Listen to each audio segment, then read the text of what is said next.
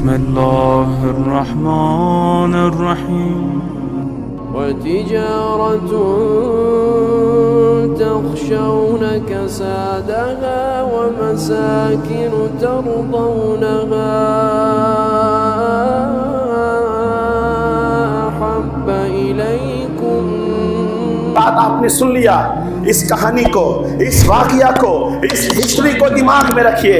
اب ہم آپ کو آگے لے کر چلتے ہیں، مقام منی میں لے کر چلتے ہیں، وادی غیر ذی زرع میں لے کے چلتے ہیں. اللہ تبارک تعالیٰ جناب ابراہیم علیہ السلام سے ارشاد فرماتا ہے، اے ابراہیم تم میری بارگاہ میں قربانی دو. ابراہیم علیہ السلام اٹھتے ہیں، بیدار ہوتے ہیں، 100 اونٹ اللہ کی راہ میں قربان کر دیتے ہیں. پھر خواب آتا ہے، پھر 100 اونٹ اللہ کی راہ میں قربان کر دیتے ہیں. پھر خواب آتا ہے، پھر 100 اونٹ اللہ کی راہ میں قربان کر دیتے ہیں. پھر خواب آتا ہے، اے ابراہیم ایسی چیز کی قربانی دو جو تمہارے نزدیک سب سے زیادہ پسندیدہ ہو، محبوب ہو. آپ کہتے ہیں ایمان سے بڑھ کر کوئی چیز نہیں ہے، جان سے بڑھ کر کوئی چیز نہیں ہے، اولاد سے بڑھ کر کوئی چیز نہیں ہے، تو میں اپنے اولاد کی قربانی دے دیتا ہوں. آپ گھر پہ جاتے ہیں اور اپنی بیوی جناب ہاجرہ سے فرماتے ہیں، اے ہاجرہ اسماعیل کو بہترین غسل دے دو اور عمدہ لباس پہنا دو، اور عمدہ لباس پہنا دو، عمدہ خوشبو لگا دو. ہم اپنے دوست کے گھر دعوت میں جا رہے ہیں. جناب ہاجرہ نے تیار کر دیا. ابراہیم علیہ السلام تیز دھار چاقو لیتے ہیں، رسیاں لیتے ہیں، تھیلا لیتے ہیں، اپنے بیٹے اسماعیل کو اپنے ساتھ لیتے ہیں. اللہ اکبر. زمین تھرا رہی تھی، آسمان کانپ رہا تھا، حوران بہشت چھانک چھانک کر دیکھ رہی تھی اس سرزمین پر، اس فرش گیتی پر کیا ہونے جا رہا ہے. ایک باپ، ایک پیغمبر اپنے بیٹے اسماعیل کے گلے پر چھری چلانے جا رہا ہے. اللہ اکبر. حوران بہشت رو رہی تھی، فرشتے دیکھ رہے تھے. یہ اللہ کا کیا منظر ہے. عزیزان ملت اسلامیہ، خود قرآن کہتا ہے ہم نے ابراہیم کو بے شمار اور آزمایا، ہر موقع پر میرا ابراہیم میرا خلیل کامیاب ہو گیا. جبھی تو قرآن کہتا ہے وَاتَّخَذَ اللَّهُ إِبْرَاهِيمَ خَلِيلًا، میرے ابراہیم کو میرے رب نے گہرا دوست بنایا ہے. ارے ایسا دوست، نارے نمرود میں کودنے کا حکم آیا تو کود جاتے ہیں. اللہ اکبر. بیوی بچوں کو چھوڑنے کی بات آئی تو وادی غیر ذی زرع میں چھوڑ دیا. ہجرت کی باری آئی تو اپنے شہر بابل کو چھوڑ دیا. کبھی شام کی طرف ہجرت کرتے ہیں، کبھی فلسطین کی طرف ہجرت کرتے ہیں، کبھی مصر کی سرزمین پر ہجرت کرتے ہیں، کبھی وادی غیر ذی زرع عرب کی سرزمین پر آپ ہجرت فرماتے ہیں. اللہ نے جو جو کہا، ہر حکم میں آپ ہر حکم کو آنکھوں اور سروں کا تاج بنایا. کہتے ہیں میں دعوت میں جا رہا ہوں، میرے لاڈلے کو تیار کر دو. اب جب لے کر چلتے ہیں راستے میں شیطان آتا ہے. آج دنیا کا پورا حجاج مقام منی میں جا کر کنکری مارتا ہے. اگر وہ 3 یا 4 یا 5 یا 7 کنکریاں شیطان کو نہیں مارے گا، اس جگہ پہ نہیں مارے گا تو حاجی کا حج قبول نہیں ہوگا.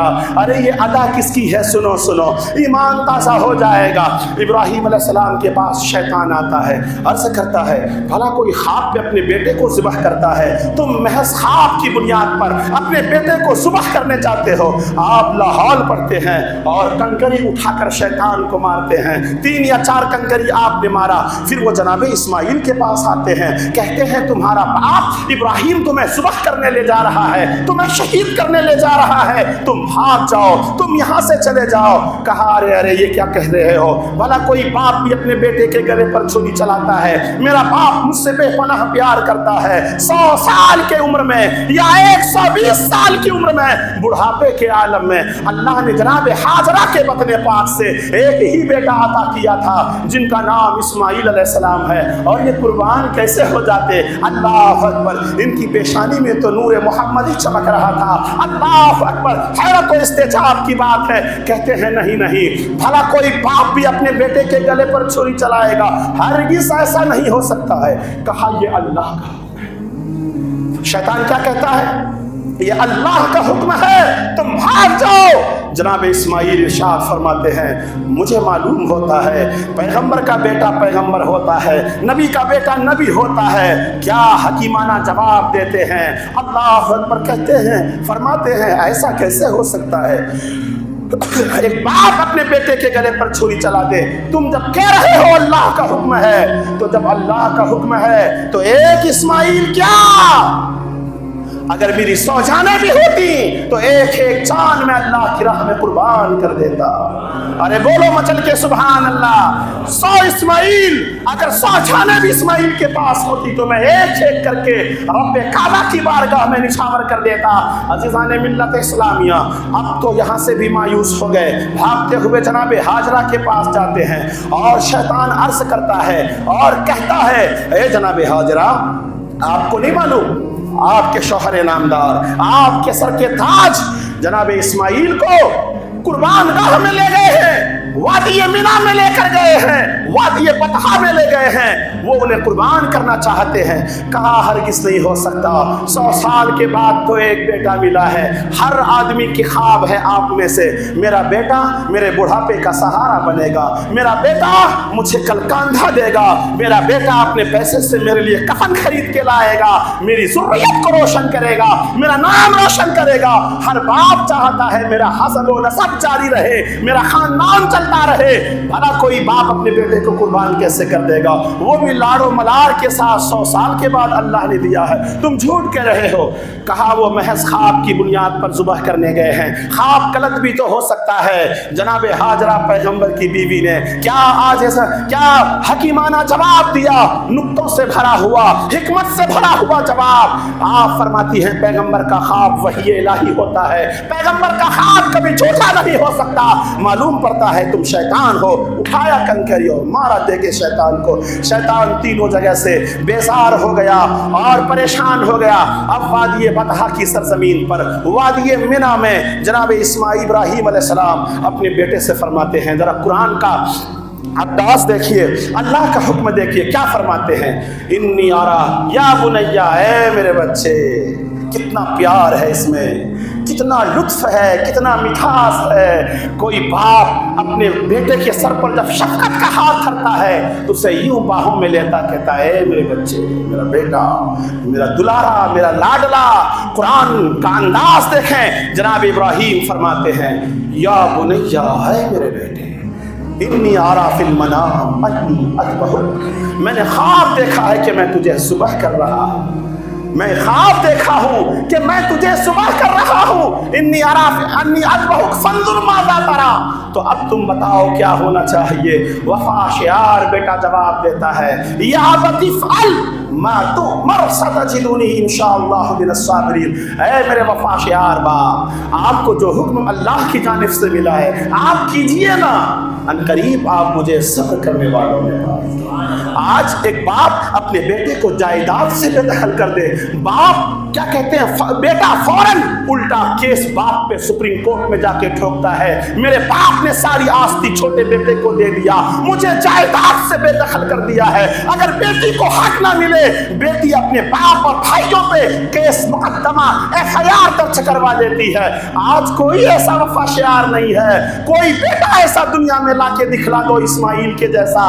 اگر تھوڑا سا باپ تھپڑ مار دے، بیٹا ناراض ہو کے گھر چھوڑ کے دلی چلا جاتا ہے، بامبے چلا جاتا ہے، دبئی چلا جاتا ہے، باپ سے ناراض ہو جاتا ہے. وفا شعار بیٹا، پیغمبر کا بیٹا بھی پیغمبر ہوتا ہے. کہتے ہیں میرے باپ، تو عمر ستجدنی انشاءاللہ من الصابرین. آپ کیجئے نا جو اللہ نے آپ کو حکم دیا ہے، آپ کیجئے، ان قریب آپ مجھے صبر کرنے والوں میں پائیں گے. جناب ابراہیم علیہ السلام اپنے کیا کہتے ہیں آنکھوں پہ پٹی باندھ لیتے ہیں اور اپنے بیٹے کے ہاتھ پاؤں میں رسیاں باندھ دیتے ہیں.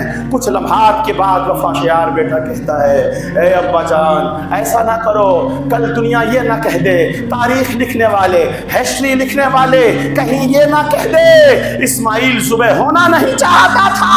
ان کے باپ ابراہیم نے ہاتھ پیر میں رسی ڈال کے ذبح کیا ہے، انہیں جکڑ کے ذبح کیا ہے. اے میرے وفا شعار باپ، اے جناب ابراہیم، آپ میرے ہاتھ پاؤں کی رسیاں کھول دیں، میں زمین پر لیٹ جاتا ہوں، بلکہ آپ اپنی آنکھوں پر پٹی باندھ لیجئے، کہیں کیا کہتے ہیں باپ کی شفقت بیٹے پہ غالب نہ آ جائے، کہیں میں اللہ کی راہ میں قربان ہونے سے محروم نہ ہو جاؤں. آپ اپنی آنکھوں پہ پٹی باندھ لیجئے اور میرے ہاتھ پیر کی رسیاں کھول دیجئے، میں قربان ہونے کے لیے تیار نمودار ہوں۔ اسی میدان میں آج جہاں 40 لاکھ حجاج کرام کیا کہتے ہیں قربانیاں پیش کرتے ہیں، اللہ اکبر، جب وہ لیٹ جاتے ہیں آنکھوں پہ پٹی باندھ لیتے ہیں، گلے پر تیز چھری چلاتے ہیں، اللہ اکبر، چھری نے گلے کو نہیں کاٹ سکا۔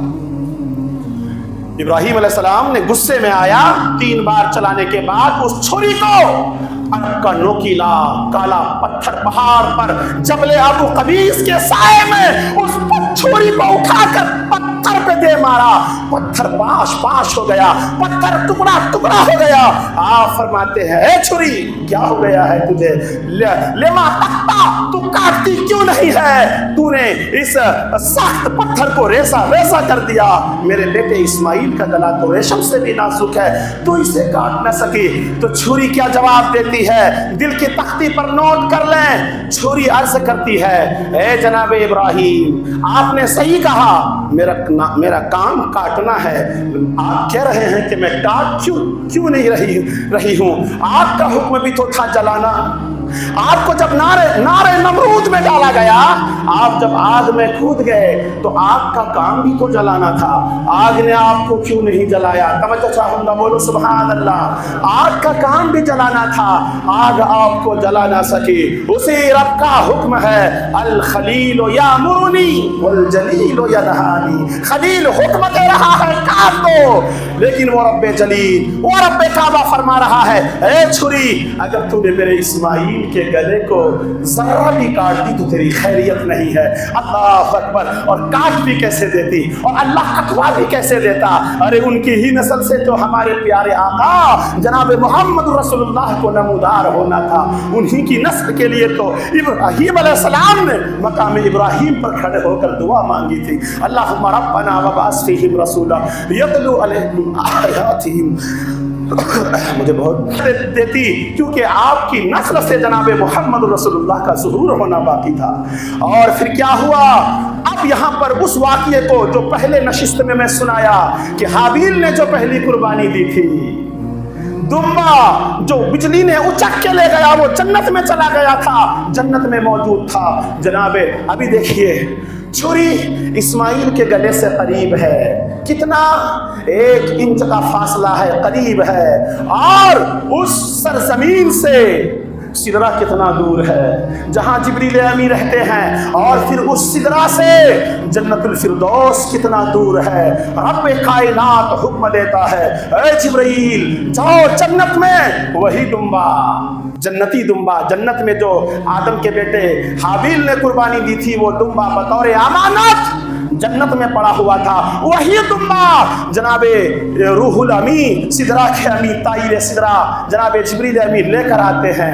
1 انچ کا فاصلہ ہے گلے اور چھری کے بیچ میں، ارادہ ہے چلا رہے ہیں، پلک جھپکنے سے پہلے چھری چلنے والی ہے، ادھر سے طائر سدرہ کی طاقت کا عالم دیکھو، وہ کیا کہتے ہیں جنتی دمبا لے کر آتے ہیں، اسماعیل کی جگہ پہ رکھ دیتے ہیں اور جناب اسماعیل کو وہاں سے ہٹا لیتے ہیں۔ ان کے ارادے میں تو حوصلہ تھا اور کوئی طرح کی کجی نہیں تھی۔ جناب اسماعیل ابراہیم نے اپنے بیٹا سمجھ کر بیٹے کے گلے پر چھری چلا دیا، لیکن وہ چل گئی دمبے کے گلے پر چھری، اور اسماعیل علیہ السلام ادھر مسکرا رہے ہیں۔ ابراہیم علیہ السلام نے جب آنکھ کھولا تو کہتے ہیں اللہ اکبر اللہ اکبر، یہ کیا ہو گیا؟ جناب اسماعیل جو یہاں وہ منظر دیکھ رہے تھے وہ بھی کہتے ہیں اللہ اکبر اللہ اکبر، اور جو وہاں جناب جبرائیل کھڑے ہو کر یہ منظر دیکھ رہے تھے انہوں نے کہا وَلِلَّهِ الْحَمْدُ، تمام تعریف اللہ کے لیے ہے جنہوں نے اسماعیل کو بچا لیا۔ اور پھر جناب اسماعیل نے کہا، فرمایا اے میرے باپ، میں نے کہا تھا نا ستجدنی انشاءاللہ من الصابرین، ان قریب آپ مجھے صبر کرنے والوں میں سے پائیں گے۔ میں نے صبر کیا اور اللہ نے مجھے صبر کا صلہ عطا فرمایا۔